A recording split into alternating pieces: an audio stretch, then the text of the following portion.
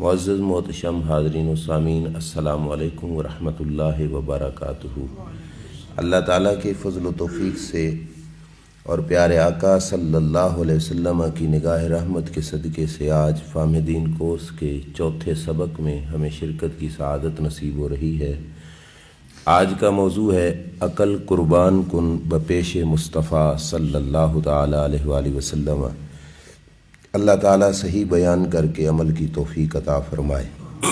مولانا روم کے کلام میں سے یہ ایک شعر کا ایک حصہ ہے، عقل قربان کن بپیش مصطفیٰ صلی اللہ علیہ وسلم، جس کا معنی ہے کہ انسان کو اپنی عقل آقا کریم صلی اللہ علیہ وسلم کے سامنے فدا کر دینی چاہیے، قربان کر دینی چاہیے۔ یہ ایک بہت قیمتی نسخہ ہے جو مولانا روم نے ہمیں بتایا۔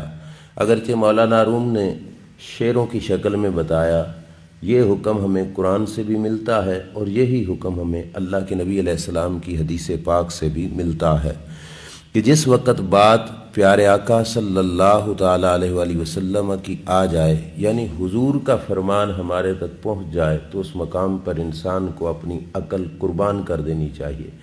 عقلی گھوڑے اس مقام تک نہیں پہنچ سکتے جہاں تک اللہ نے اپنے محبوب کو جو سمجھ عطا فرمائی ہے وہ پہنچ سکتی ہے۔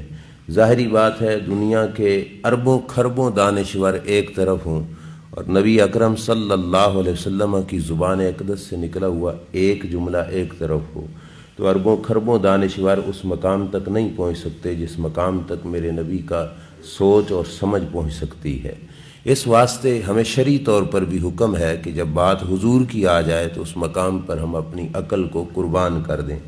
فائدہ اس کے دو ہوں گے، ویسے کثیر فائدے ہیں، آج کے موضوع کے حساب سے اور تھوڑا وقت کے حساب سے دو چیزیں اس کا بہت بڑا فائدہ ہمیں ملیں گی۔ غور سے سمجھنا، پہلا فائدہ، جب یہ نظریہ انسان کے دل میں پکا ہو جائے گا کہ میں نے عقل کی بات نہیں حضور کی بات ماننی ہے، جب سرکار کی بات کے سامنے عقل آئے گا تو عقل کی نہیں سرکار کی بات کی طرف توجہ دینی ہے، تو اس وقت دو فائدے ہوں گے۔ پہلا فائدہ تو یہ ہوگا کہ انسان کا عقیدہ پکا ہو جائے گا، انسان کبھی ڈگمگائے گا نہیں۔ بالکل دنیا کا کوئی فرد بھی انسان کو اگر خراب کرنا چاہے تو وہ خراب نہیں کر سکے گا۔ کیوں؟ کیونکہ اس کا نظریہ پختہ ہے، پکا ہے کہ میں عقل کی بات کو تسلیم نہیں کروں گا، بات مانوں گا تو پیارے آقا صلی اللہ علیہ وسلم کی مانوں گا، تو اس وقت انسان کا عقیدہ مزید پکا اور پختہ ہو جاتا ہے۔ دوسرا فائدہ اس کا یہ ہوگا کہ جو آج کل معاشرے میں مختلف قسم کے اختلافات ہیں، کوئی فرقہ ہے، کوئی فرقہ ہے، کوئی ٹولہ ہے، اس کی وجہ یہ ہے کہ ہر فرقے کا فرد یہ چاہتا ہے کہ میری عقل میں، میری سمجھ میں، میری سوچ میں جو آ رہا ہے دین ایسے ہوتا، تو پھر اس کی وجہ سے فرقے بن جاتے ہیں۔ لیکن جب عقل کی نہیں سرکار کی مانیں گے تو حضور کی ذات ایک ہے، جب سرکار کی زیر سایہ پہنچ جائیں گے تو پھر یہ اختلافات، یہ جھگڑے، یہ ختم ہو جائیں گے۔ انسان اپنی عقل کے پیچھے نہیں، سرکار دو عالم صلی اللہ علیہ وسلم کی ذات اقدس کے فرمان کے پیچھے چلے گا تو یہ جھگڑے، یہ اختلافات ختم ہو جائیں گے۔ اللہ تعالیٰ قرآن میں بھی یہ حکم دیتا ہے، یا ایھا الذین آمنوا لا تقدموا بین یدی اللہ ورسولہ، اے ایمان والو اللہ سے اور اس کے رسول سے آگے نہ بڑھنا۔ جو حضور نے کہہ دیا بس اس پہ عمل کرو، جو حضور نے منع کر دیا اس سے رک جاؤ، آگے بڑھنے کی کوشش نہ کرنا، اپنے عقل کی روح سے آگے نکلنے کی کوشش نہ کرنا۔ کیوں؟ کیونکہ جب تم حضور کی ذات سے آگے بڑھو گے، اپنی سمجھ کے اعتبار سے تم بے شک اچھا بھی کر رہے ہوگے، لیکن اللہ کے دربار میں وہ اچھائی نہیں بنے گا، وہ برائی بن جائے گا، اللہ اس کو نیکی کے طور پہ قبول نہیں کرے گا۔ آیت کا شان نزول یہ ہے کہ سرکار دو عالم صلی اللہ علیہ وسلم کے زمانے میں عید الاضحیٰ کا دن تھا اور کچھ لوگوں نے نبی کریم علیہ السلام کی شریعت، حضور کا حکم یہ تھا کہ نماز عید پڑھ کر قربانی کرنی ہے، جانور کو ذبح کرنا ہے، ہم بھی ایسے ہی کرتے ہیں، لیکن کچھ لوگوں نے نماز عید سے پہلے جانور کو ذبح کر دیا۔ جس وقت جانور کو ذبح کر بیٹھے تو مدینے کے تاجدار صلی اللہ تعالیٰ علیہ وآلہ وسلم کو پتہ چلا کہ انہوں نے تو عید کی نماز سے پہلے ذبح کر دیا۔ اب سرکار سے ایک گنا بڑھ گئے کہ سرکار نماز پڑھ کے کرتے ہیں، حضور کا حکم بھی یہ ہے، اور انہوں نے پہلے کر دیا تو اللہ کریم جل شانہ کے محبوب علیہ السلام نے فرمایا تمہاری قربانی کو رب قبول نہیں فرمائے گا، اس قربانی کو دوبارہ کرو، یعنی دوبارہ اور کسی جانور کی قربانی دو عید کی نماز پڑھنے کے بعد۔ کیوں کہ یہ عمل ہے پیارے آقا صلی اللہ علیہ وسلم کا، حضور کا حکم یہ ہے، تو جب تک اس پہ نہیں عمل کرو گے اللہ تمہاری قربانی قبول نہیں فرمائے گا۔ جب سرکار نے یہ آرڈر دیا ادھر سے اللہ نے یہ حکم بھی نازل کر دیا کہ اے ایمان والو میرے نبی سے آگے نہ بڑھنا، جو سرکار کر رہے ہیں ان سے آگے بڑھ کر کوئی کام نہیں کرو گے، کیوں اگر کرو گے تو پھر اللہ کے ہاں وہ قابل قبول نہیں ہوگا۔ دوسرا شان نزول اس کا یہ ہے کہ 29 شعبان تھی، شعبان کی 29 تاریخ تھی، اور آگے رمضان المبارک شروع ہونا تھا، اور شعبان کی 29 تاریخ کو چاند نہ دیکھا گیا۔ اس وقت یہ مشینری تو تھی نہیں کہ جس کے ذریعے سے مزید جو ہے گہرائی میں جا کے دیکھا جا سکے، تو بہرحال شریف فیصلے بھی اسی پر ہیں کہ چاند دیکھ کر ہی روزہ رکھا جائے۔ چاند نہ دیکھا گیا تو سرکار دو عالم صلی اللہ علیہ وسلم کا حکم یہ تھا کہ روزہ رکھو تو چاند دیکھ کر، روزہ چھوڑو یعنی عید مناؤ تو بھی چاند دیکھ کر۔ تو چاند 29 کی رات کو نہ دیکھا گیا تو اگلے دن 30 شعبان منائی گئی، یعنی 30 شعبان ہے، روزہ نہیں۔ کچھ لوگوں نے اس وقت روزہ رکھ لیا 30 شعبان کو کہ پتہ نہیں ہو سکتا ہے رمضان آ گیا ہو، لہٰذا چلو ہم روزہ رکھ لیتے ہیں۔ اب بظاہر یہ عمل نیکی کا تھا، لیکن سرکار کی شریعت کے مطابق، حضور کے حکم کے مطابق یہ تھا کہ چاند دیکھ کر روزہ رکھنا ہے، چاند دیکھ کر روزہ افطار کرنا ہے۔ تو اب چاند نہیں نظر آیا تھا تو روزہ نہیں رکھنا تھا، اور سرکار نے بھی نہیں رکھا تھا۔ اب کچھ لوگوں نے رکھ دیا تو اللہ نے آرڈر دیا لا تقدموا بین یدی اللہ ورسولہ، میرے نبی سے آگے نہ بڑھو، جو عمل حضور نے کیا ہے حضور کے پیچھے چلو گے تو اللہ تمہیں نیکی کا اجر عطا فرمائے گا۔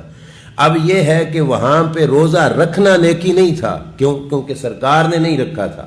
روزہ چھوڑنا نیکی تھا چونکہ سرکار نے چھوڑا ہوا تھا، کہ سرکار 30 شعبان بنائے ہوئے تھے تو اس وقت روزہ رکھنا نیکی نہیں بنی، کہ عقل کے گھوڑے دوڑا کر یہ سوچنا کہ یہ تو نیکی کا کام ہے لہذا ہم آگے بڑھ جائیں۔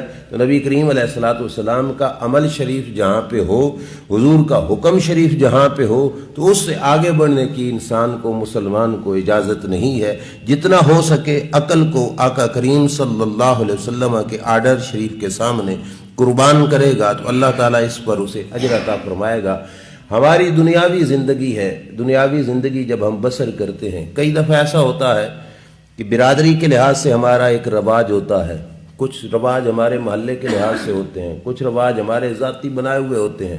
اب اس کے مقابلے میں جب حدیث پاک آ جاتی ہے، اللہ کے نبی صلی اللہ علیہ وسلم کا حکم آ جاتا ہے، تو لوگ سوچتے ہیں کہ یہ حکم ایسے ہونا چاہیے تھا، ایسے نہیں ہونا چاہیے تھا، ایسے ہوتا تو بڑا فٹ ہوتا، ایسے ہوتا تو اچھی طرح فٹ نہیں ہو رہا۔ تو اللہ کے نبی صلی اللہ علیہ وسلم کے زمانے میں بھی ایسی باتیں ہوئیں۔ ہوا یوں کہ شریعت کا حکم اللہ نازل کرتا قرآن کی آیت کی شکل میں، تو کچھ لوگ یہ کہتے کہ یہ آیت آج نہ نازل ہوتی، کچھ وقت بعد نازل ہو جاتی، کاش شریعت کا یہ حکم ایسے ہوتا، ایسے نہ ہوتا۔ تو اللہ کریم جل شانہ نے پھر یہ آیت اتاری۔ اللہ نے فرمایا خبردار، تم مجھ سے اور میرے نبی سے زیادہ سمجھدار نہیں ہو، جس مقام پر رب نے جو آرڈر دے دیا ہے وہی برحق ہے، وہی سچ ہے، اس پہ عمل کرو، اپنے عقلی گھوڑے یہاں پہ نہ دوڑاؤ۔ کیوں؟ میرے نبی کے پیچھے چلو گے تو وہی سارے کا سارا سامان ہدایت ہے، اس واسطے اللہ تعالیٰ نے حضور سے آگے بڑھنے سے منع فرما دیا۔ اب ہماری زندگی میں پریکٹیکلی لائف آ گئی، اس میں جب ہم نے داخل ہونا ہے تو ہماری زندگی میں ہماری سوچ کے مطابق ایک کام ہے، اور دوسری طرف حکم ہے اللہ کے رسول صلی اللہ علیہ وسلم کا۔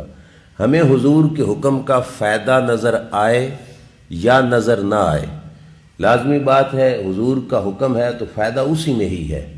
اگرچہ ظاہری طور پر حضور کے حکم پہ عمل کرنے میں ہمارا نقصان بھی ہو رہا ہو، عقل کہے کہ ایسا نہ کرو، لیکن اس مقام پر شریعت اور قرآن یہ کہتا ہے کہ اپنی عقل حضور کے آرڈر پر قربان کرو۔ تمہیں سمجھ نہیں بھی آ رہی تو جیسا سرکار نے فرمایا ویسا عمل کرو، اللہ تبارک و تعالیٰ اس پر تمہیں اجر عطا فرمائے گا۔ لیکن جب تم عقل کے پیچھے چل پڑے تو اس وقت تمہیں جو ہے نقصان اٹھانا پڑے گا اور تمہارا جو فائدہ ہے وہ ختم ہو جائے گا۔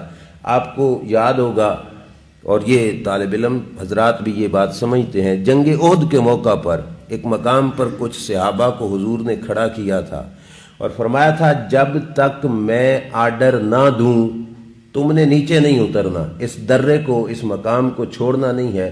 اور ساتھ فرمایا تھا چاہے ہماری فتح ہو چاہے ہمارا شکست ہو، نقصان ہو، میرے حکم سے پہلے تم نے یہاں سے نیچے نہیں اترنا۔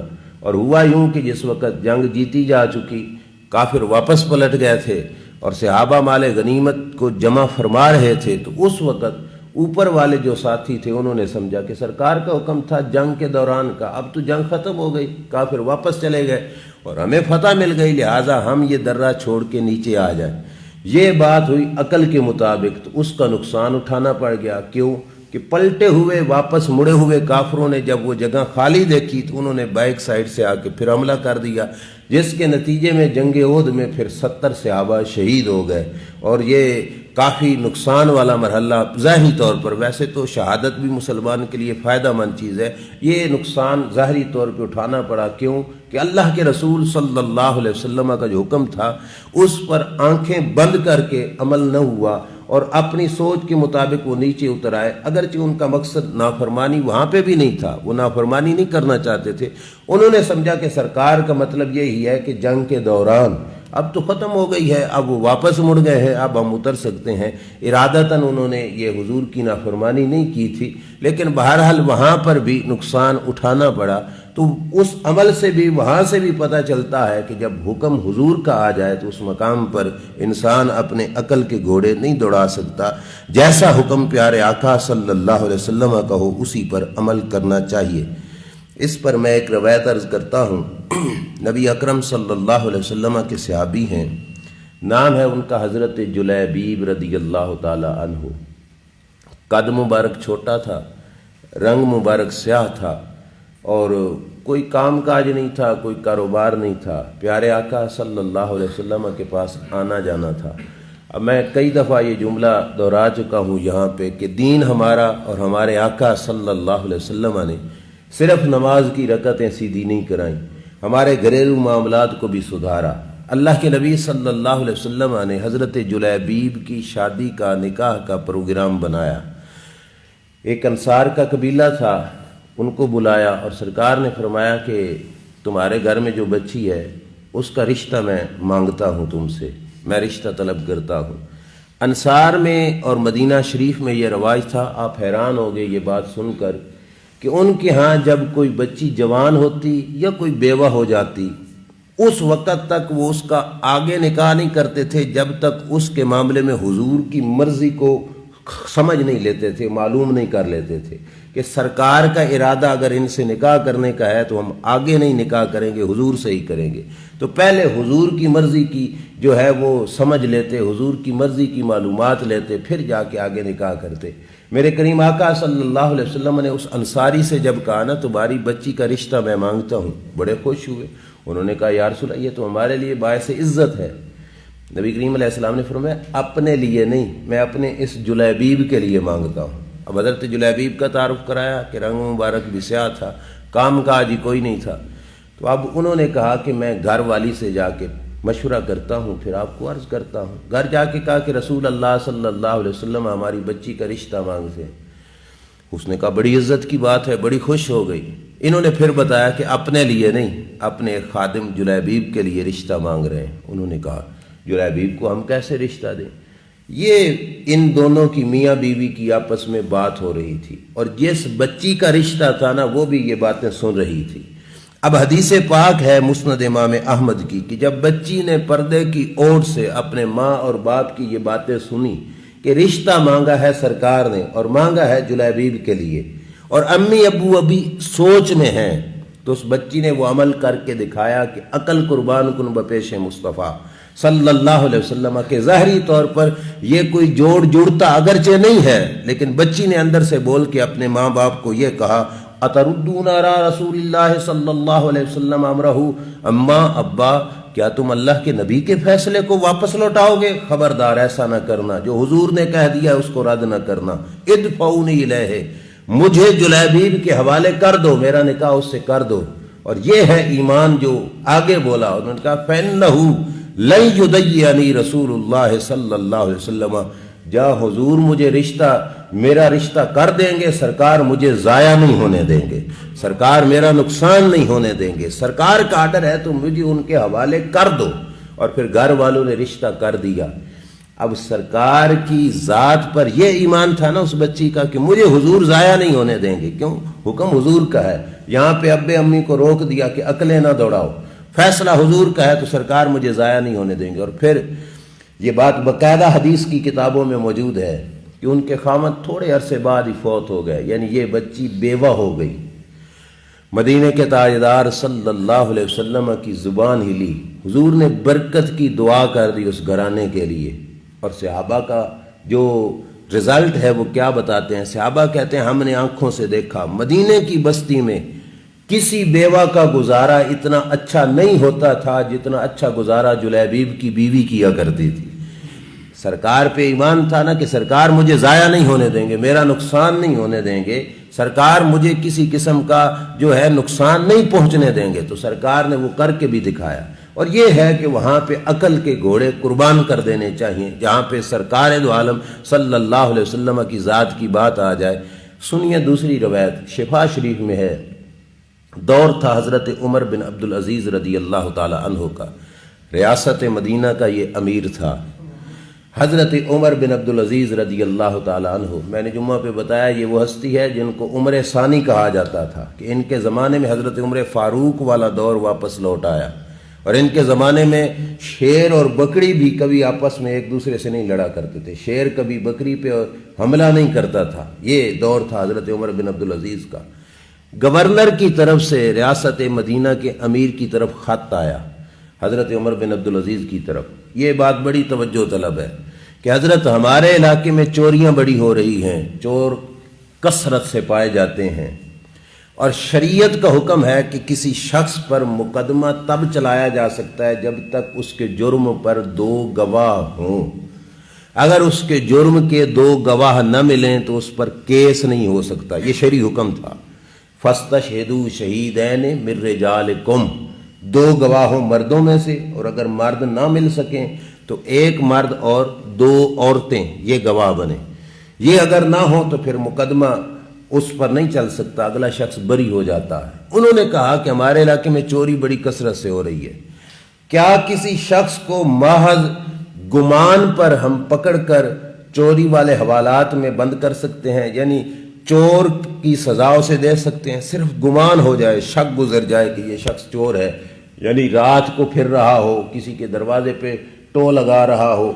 अब चोरी करने पर तो कोई गवाह नहीं मिले, लेकिन यह था कि वहाँ पे फिर रहा था, ऐसा हो रहा था, या फलां शख्स की गली में गया तो वहाँ पे चोरी हो गई, तो अब हम उस पर चोरी की सज़ा लागू कर सकते हैं। अगरचे हुक्म है 2 गवाह न मिलें तो कसरत चोरी की वजह से, चोरों की कसरत है, तो हम बग़ैर गवाहों के किसी चोर को पकड़ कर सज़ा दे सकते हैं। अब देखो अकल तो कहती है कि ऐसा कर देना चाहिए था, क्यों? क्योंकि कसरत से चोरी है, गुमान पर भी पकड़े गए तो फिर चोर सीधे हो जाएंगे। लेकिन हज़रत उमर बिन अब्दुल अजीज़ ने अकल को कुर्बान किया प्यारे आका सल्लल्लाहु अलैहि वसल्लम के सामने, और अपने गवर्नर को जो आर्डर दिया वो क्या था? फरमाया खुज़हुम बिल बय्यिना, फरमाया खबरदार किसी पर मुकदमा गवाहों के बगैर नहीं चलेगा। सरकार का आर्डर है कि गवाह जरूरी हैं, गवाहों के बगैर किसी को मुजरिम नहीं करार दिया जाएगा। अगरचे अकल कहती है कि यहां पर ऐसा फैसला क्यों किया जा रहा है। हज़रत उमर बिन अब्दुल अजीज़ ने जवाब भी दिया, फरमाया कि फ़इन लम युस्लिहुमुल हक़ फला असलहुमुल्लाह, ये है मेरे नबी का फरमान हक वाला, क्या कि गवाहों के बगैर मुजरिम को जुर्म के ढांचे में नहीं ढाला जाएगा। फरमाया अगर इस हुक्म से महल्ले का, इलाके के हालात नहीं न संवरते तो फिर कभी संवर ही नहीं सकते, सरकार के फरमान के साथ नहीं न संवरते तो फिर कभी संवर नहीं सकते। عقلی گھوڑے نہ دوڑانا کہ بغیر گواہوں کے کسی پر کیس کر دینا۔ فرمایا اگر اس سے حالات نہیں سنورتے تو فلا اصلحہم اللہ، پھر کبھی اللہ ان کے حالات کو سنوارے گا ہی نہیں۔ بس یہاں پہ ڈٹ جاؤ، یہ ایک لائن ہے، اس کو کراس نہیں کرنا کہ بغیر گواہوں کے کسی شخص کو چوری کے مقدمے میں تم نے داخل نہیں کرنا، کیونکہ سرکار کے فرمان کے مطابق گواہوں کا ہونا لازمی اور ضروری ہے۔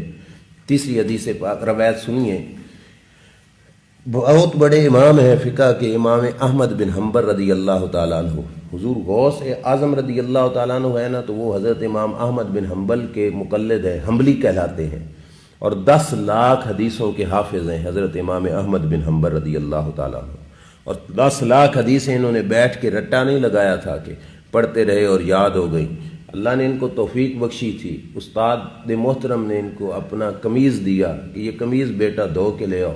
استادوں کا قمیض دھویا، اور جو قمیض کا دھون بنا، سوچا کہ یہ کہاں پہ گراؤں، تو جن استادوں سے حدیث پڑھتے تھے تو سوچا کہ میں کسی ایسی جگہ پہ گراؤں گا تو اس پانی کی بے ادبی ہوگی، کہاں پہ گراؤں۔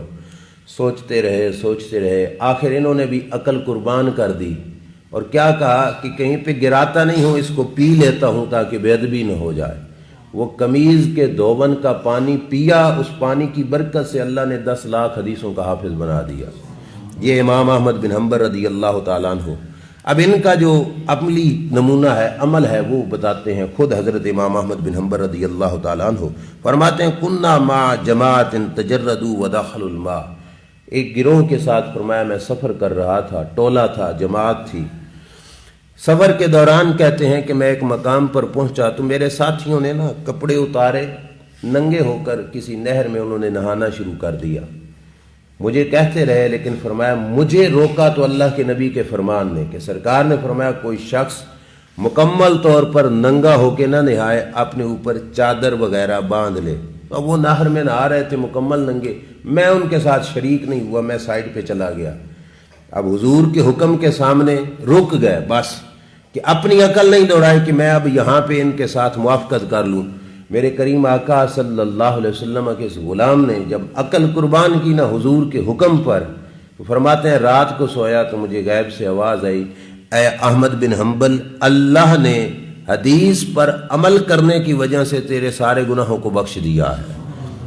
تو حضرت امام احمد بن حنبل فرماتے ہیں میں نے پوچھا اور بتانے والے تو کون ہے؟ تو کہا میں جبریل علیہ السلام ہوں، اور رب نے آرڈر دیا ہے کہ میں تجھے یہ خوشخبری سنا کے آؤں۔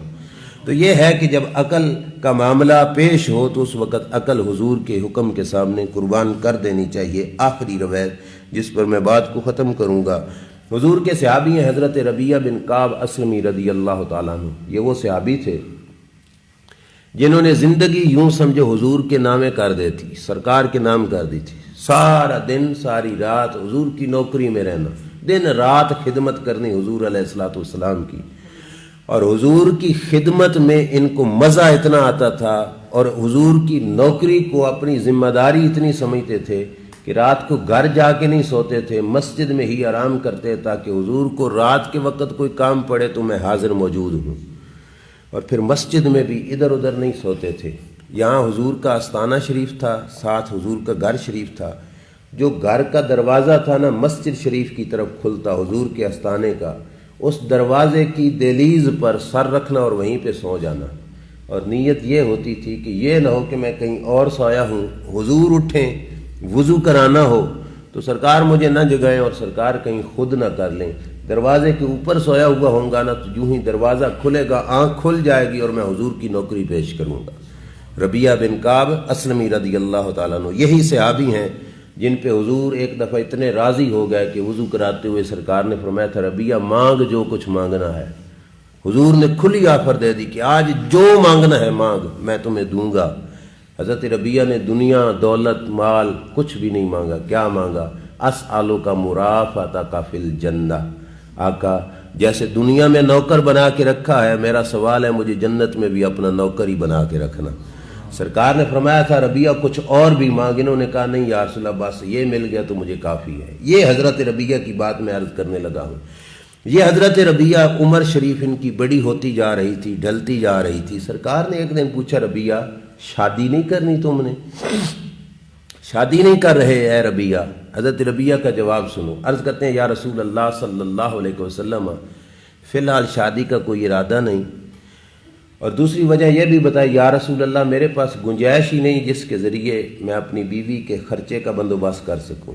اور تیسرا عذر جو بیان کیا وہ یہ تھا یا رسول اللہ شادی ہو گئی تو پھر گھر کے معاملات بھی ہوں گے اور ادھر آپ کی نوکری ہو گئی، اور میں پسند نہیں کرتا کہ کوئی چیز مجھے آپ کے دربار میں آنے سے روکے اور اس نوکری اور خدمت کی راہوں میں رکاوٹ بنے. یہ تین چیزیں عرض کر کے حضور علیہ السلام کے سامنے پیش کر دیں. سرکار نے جب پوچھا، سرکار خاموش ہو گئے.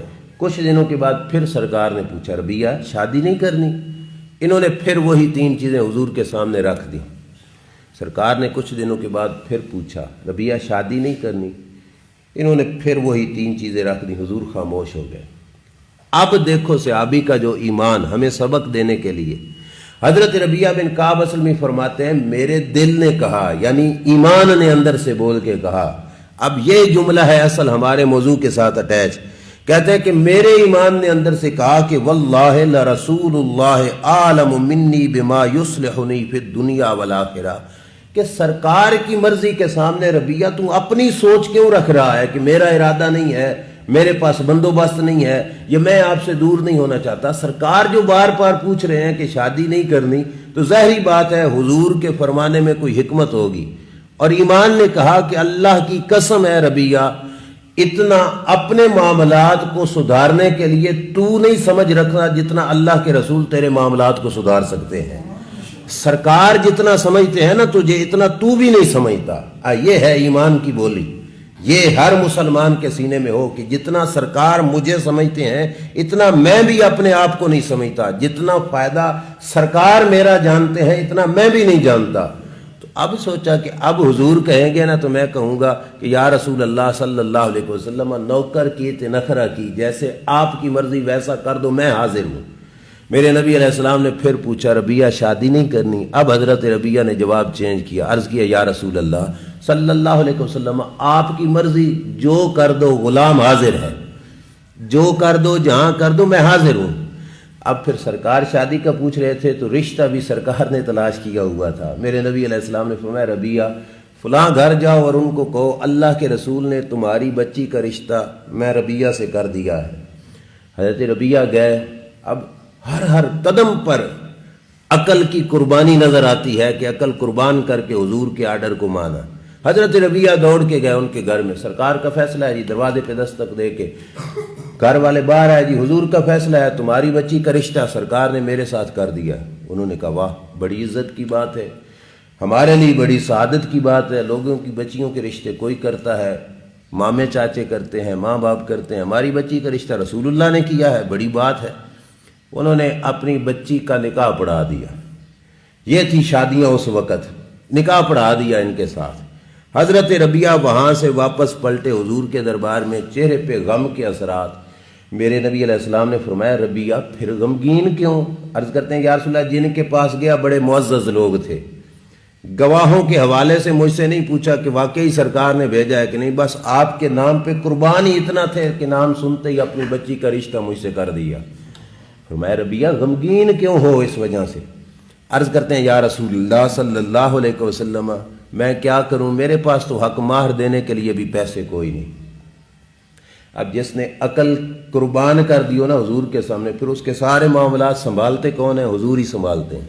سرکار پھر سارے معاملات کو سنبھال لیتے ہیں، پھر انسان کو خود سنبھالنے کی ضرورت ہی نہیں پڑتی. یہ مت سوچنا کہ میں حدیث پہ عمل کروں گا تو سرکار میرا محلے میں کیا بنے گا، میرے رزق کا کیا بنے گا. سرکار نے خود سنبھالا. سرکار نے صحابہ کو حکم دیا ہو صحابہ چندہ اکٹھا کرو، اپنے بھائی کے مہر کا انتظام کرو. صحابی حضرت برادہ اسلمی اٹھے، انہوں نے ایک کھجور کی گٹھلی جتنا سونا اکٹھا کیا، دیا، یہ لو جی مہر دے کے آؤ. حضرت ربیہ بن کعب اسلمی دوڑے گئے، مہر پیش کیا، واپس آئے پھر غمگین. میرے نبی علیہ السلام نے فرمایا ربیہ پھر غمگین کیوں ہو؟ میرے نبی علیہ السلام کے غلام عرض کہیں یا رسول اللہ شادی تو ہو گئی، شادی کے بعد ولیمہ سنت ہے. یہ بات ذہن میں رکھنا، ولیمہ سنت ہے. جو کھانا سنت ہے ہمارے ہاں اس پہ پابندیاں ہیں، جہیز لعنت ہے اس پہ کوئی پابندی نہیں کہ اتنا ہو اتنا نہ ہو. ولیمہ سنت ہے، اس میں حضور کے غلاموں کو کھلایا جائے. لوگوں کو دعوت دے کر بلایا جائے تو اس پہ پابندیاں ہیں کہ نہ کھلایا جائے، اتنی پابندیاں لگا دی جاتی ہیں۔ بہرحال حضور سے عرض کیا ولیمہ سنت ہے، فرمایا پھر عرض کرتے ہیں یا رسول اللہ میرے پاس تو کچھ بھی نہیں، میں کہاں سے ولیمہ کروں گا؟ سرکار نے صحابہ میں سے دیکھا، ایک صحابی اٹھ کے کھڑے ہوئے، عرض کیا یا رسول اللہ مینڈا میں پیش کروں گا، جانور میں پیش کروں گا، جس سے حضرت ربیعہ بن کعب اسلمی کا ولیمہ ہو جائے۔ انہوں نے جانور کی پیشی کی عرض کر دی۔ حضرت ربیعہ پھر غمگین، سرکار فرماتے ہیں پھر یا رسول اللہ روٹی کا انتظام کہاں سے کروں گا؟ اب یہ ہے معاملہ پیروں کے لیے، علماء کے لیے یہ معاملہ بہت اہم ہے۔ میرے نبی نے بار بار معاملات چندے سے نہیں حل کیے اور لوگوں سے بھی مانگا، اگرچہ وہ بھی ایک سنت دے کے گئے سرکار، لیکن اب کی باری جب کہا نا یا رسول اللہ روٹی کا انتظام نہیں، فرمایا ربیعہ اب کہیں اور نہیں جانا، سیدھا جاؤ میرے گھر کے دروازے پر۔ امی عائشہ صدیقہ رضی اللہ تعالیٰ عنہ گھر میں ہوں گی، حضور کے گھر میں اپنے گھر میں بھیجا، فرمایا اپنی امی سے جا کے کہو کہ سرکار فرماتے ہیں گھر میں جتنے جو پڑے ہیں وہ سارے اٹھا کے تجھے دے دے۔ حضرت ربیعہ کہتے ہیں میں نے جا کے سید عائشہ سے کہا۔ اب یہ پھر اگلا معاملہ، حضور کے گھر میں بھی عقل حضور کے آرڈر پہ قربان ہو رہی ہے۔